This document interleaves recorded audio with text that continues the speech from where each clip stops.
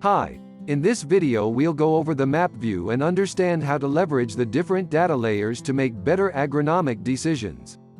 The first layer is the plant layer, which shows real-time water stress levels in each field. Plant status is an index of plant health referring to water availability. There are 5 different levels.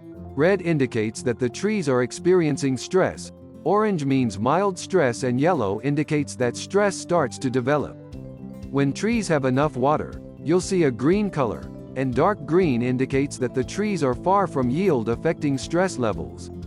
Down below, switch between time periods to view the plant status accordingly.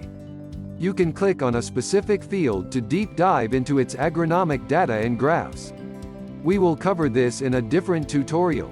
Next, the pressure layer gives you pressure readings in each field, as compared to predetermined thresholds. The light gray means the pressure in the plot is lower than the threshold. Dark blue means it's high, and light blue indicates that the pressure is optimal compared to the threshold. Again, choosing different time periods changes the pressure map accordingly and gives clear visibility of the average pressure over an entire week or a month. Up next is the fruit layer, which shows size and growth data from our fruit sensors. This is a good opportunity to explore the filter bar at the top of the screen. Choosing a specific variety changes the data represented on the map and on the bars below to the daily average fruit size of the chosen variety. To view fruit growth data across different time periods, just toggle the button at the upper part. Back to the size display. There are 3 color indicators to help you understand how the fruit is performing: undersize, oversize, or on target. These categories are calculated by measuring the fruit's real-time size and comparing it to a target size trajectory, which was defined by you while setting the target size and harvest date at the beginning of the season, on the web app.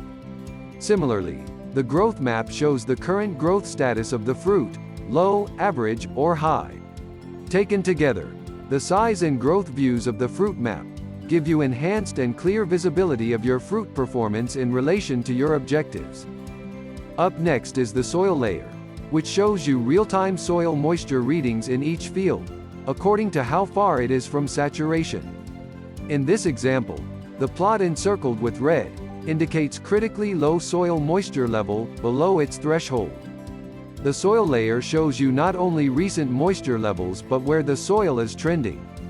Toggle to the 3 days or 7 days view to see if the plots are staying constant in terms of moisture levels, accumulating, or trending towards depletion.